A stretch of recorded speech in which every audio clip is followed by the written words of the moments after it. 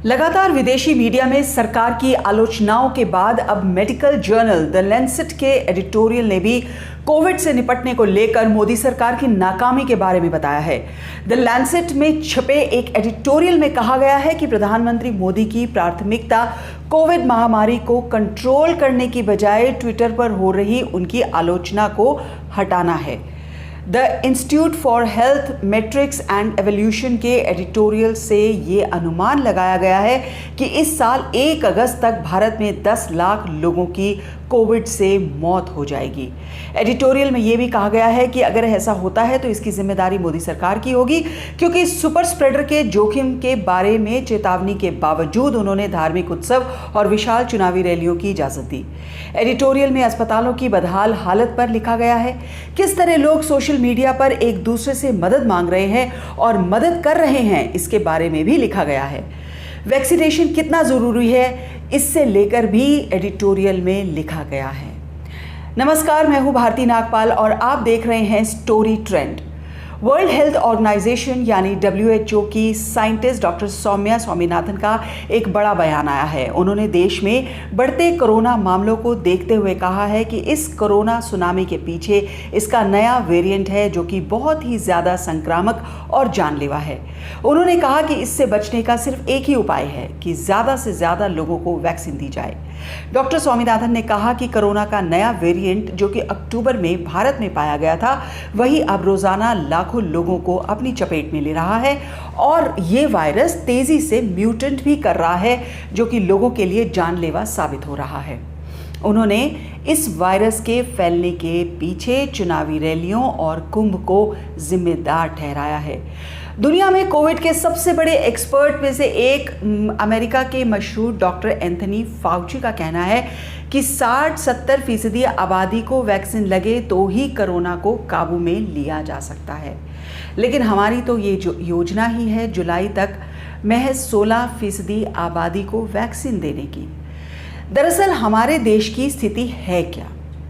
Corona tsunami पर हमें उससे निपटने के लिए हमारे पास पूरे साधन नहीं हैं। ऑक्सीजन की कमी, बेड्स की कमी, वेंटिलेटर की कमी है। सरकार कह रही है कि वैक्सीन लगवाओ, जान बचाओ, पर अब लग रहा है कि सरकार वैक्सीन के मोर्चे पर भी फेल हो रही है। अब ज़रा हम वैक्सीन के पूरे हिसाब किताब को समझने की कोशिश करते हैं। हमारी ज़्यादातर वैक्सीन सीरम इंस्टीट्यूट से आ रही है। सीरम इंस्टीट्यूट के मुताबिक उसे 26 करोड़ वैक्सीन डोज का ऑर्डर सरकार से अभी तक मिला है। दूसरी तरफ सरकार ने खुद बताया कि उसने भारत बायोटेक को 7 करोड़ वैक्सीन का ऑर्डर दिया है, तो ये दोनों मिलाकर हुए 33 करोड़।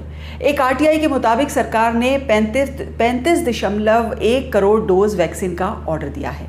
2 डोज के हिसाब से 35 करोड़ डोज का मतलब हुआ 17.5 करोड़ लोगों के लिए वैक्सीन।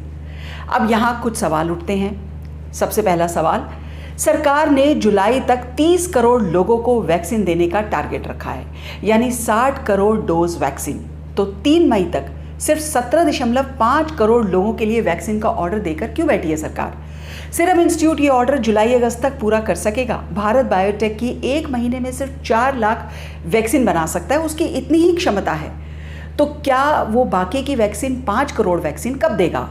इसका कुछ पता नहीं। सवाल नंबर 2, सरकार के वैज्ञानिक सलाहकार ने तीसरी वेव का डर भी दिखा दिया है। अब दूसरी वेव में ही इतने लोगों की जानें चली गई, वैक्सीन का आगे क्या प्लान है इसके बारे में कुछ नहीं पता चल पा रहा। लोग बस आत्मनिर्भर बन रहे हैं। सरकार ने 1 मई को जब 18+ के लिए भी वैक्सीनेशन का अनाउंसमेंट किया तो सिर्फ 1 दिन में ही करीब 1.25 करोड़ के करीब लोगों ने रजिस्ट्रेशन करवा लिया। कल दिल्ली के मुख्यमंत्री अरविंद केजरीवाल ने प्रेस कॉन्फ्रेंस करके बताया कि दिल्ली में कितनी वैक्सीन की ज़रूरत होगी कि 18 साल से ऊपर सभी को 2 डोजेस मिल जाएं। अरविंद केजरीवाल की इस बात पर कई राजनीति भी करने लग गए हैं, कई राजनीतिक दल बयानबाजी कर रहे हैं, पर अगर उनकी बात को ध्यान से सुना जाए तो उन्होंने कुछ गलत नहीं कहा। उन्होंने कहा कि दिल्ली में 1 करोड़ लोग 18 साल से ऊपर हैं। उन्होंने कहा कि अभी दिल्ली को 40 लाख डोज वैक्सीन की मिली है, जबकि 3 महीने में दिल्ली की 18 साल से ऊपर की जनता को वैक्सीन करने के लिए हर महीने 85 लाख डोज वैक्सीन यानी करीब 2.5 करोड़ वैक्सीन मिलनी ज़रूरी है और ये मिलनी चाहिए।